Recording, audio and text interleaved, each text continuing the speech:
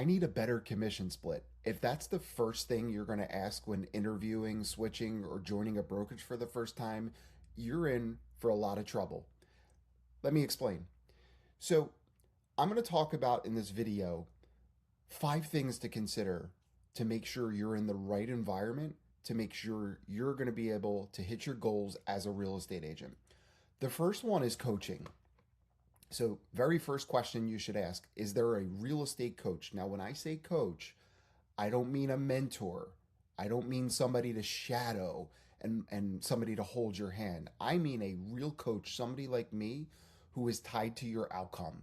Somebody that's going to meet you on a weekly or a bi-weekly basis, and somebody that's going to hold the mirror up and ask you tough questions.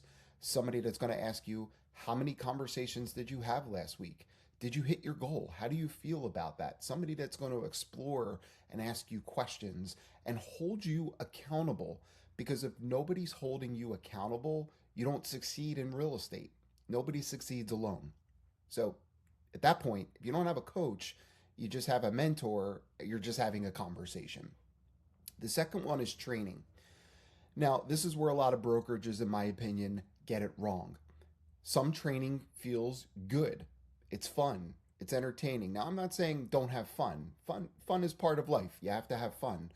But I want you to ask your potential new broker, hand me a physical copy of your training calendar. Let me see it.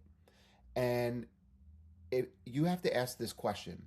Look at that calendar and say, will anything on here lead me to a piece of business? Is something going to help shift my mind? Is something going to help me improve my skills? If it's just fluff and junk and whatever, it's probably the wrong place. So is it just stuff that's nice to know, or is it stuff that's going to actually help you increase your real estate business? The third one is culture. So when I say culture, if you're walking into the office and you have to turn the lights on and nobody's there, that's a bad sign. Um, or is everybody doing their own thing? Do people actually share? Do you have to run to the printer to make sure that nobody steals your leads or your CMA because you don't want them to snake you, right? That's not good culture. So the right environment will help you grow. Are there other top producers and agents like yourself collaborating and sharing? If no, that's not a good sign of a good culture. The fourth is market share. So ask your broker or team leader, whoever you're potentially interviewing, how much business are you guys actually doing? What percentage of listings do you have? What percentage of market share do you own in this area? Because I'll tell you this, if they don't have a lot of listings, that's not a good sign. Because what does that mean for you? That means the more listings equals more opportunity for open houses. More listings and more listing signs is going to equal more sign calls, which ultimately go to the office, and those should be incoming leads for a potential agent like yourself. But if your office does not have inventory, you are fighting an uphill battle. And the last one is the myth of the split. Stop obsessing over the split.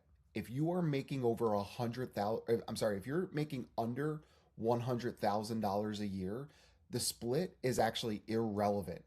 Let me say that again, this in a different way. The split doesn't matter if you're not closing deals. 100% of zero is zero. 50% of zero is zero. A 12K cap with a 70% split of nothing is zero. So you don't need a better split. You need an environment to win, somebody that's going to hold you accountable and making sure that you're hitting your goals. So the right brokerage will help you take action, will help you build your skills, and help you create a consistent environment for you to win.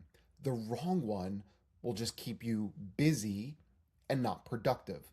So before you choose your broker, ask better questions.